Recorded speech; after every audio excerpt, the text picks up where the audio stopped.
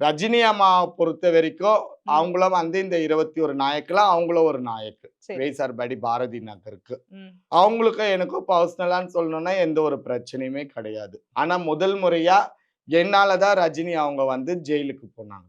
ஒரு 10 வருஷத்துக்கு முன்னாடி. ஏதோ சம்பவம் பண்ணியிருக்கீங்க. என்ன பண்ணீங்க? ஐய்யய்யோ! எந்த சம்பவம் நான் பண்ணல. எந்த சம்பவமும் நான் பண்ணல. சரி. அதாவது நான் சர்ஜரி பண்ணியிருக்கும்போதே ஒரு பால் சடங்கு அந்த மாரி பண்ணுவாங்க. ம். அத நான் கூப்பிடுறதுக்காக போயிருந்தேன் ஒரு இடத்துக்கு. ம். அங்க அவங்க பொண்ணுக்கும், என் கூட வந்தவங்களுக்கும் ஒரு சண்டை. அந்த சண்டை ஒரு பிரச்சனை ஆயிடுச்சு. ம். ம். அப்ப நாங்க என் குருக்கு புளியாந்தோப்பை சேர்ந்த பானுஸ்ரீ நாயக் வந்து அப்ப எனக்கு குரு. சரி. அவங்க கிட்ட சொல்றோம்.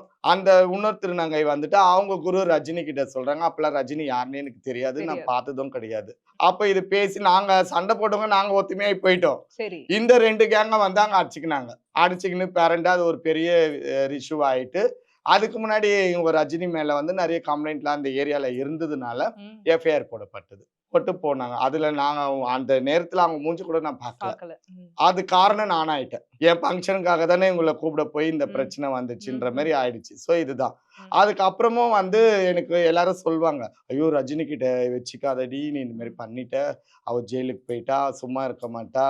அவ வந்தா உன்ன என்னென்ன பண்ணுவா பாருன்னு" எனக்கு ஒரு பயம். ம்ஹ்ம். ஏன்னா, அப்பலாம் எனக்கு கொஞ்சம் வயசும் கம்மி தானுங்களே. ஒரு சரி. பயம். ஐயோ! இந்த ரஜினி என்ன பண்ணுவாங்களோ, ஏது பண்ணுவாங்களோ ஒரு பயத்தினாலேயே, நான் இந்த ஃபங்ஷன் இதுக்கெல்லாம் நான் போக மாட்டேன். அவாய்ட் பண்ணிட்டீங்க. ஏன்னா, இந்த 21 பேர்ல அவங்களும் வருவாங்க.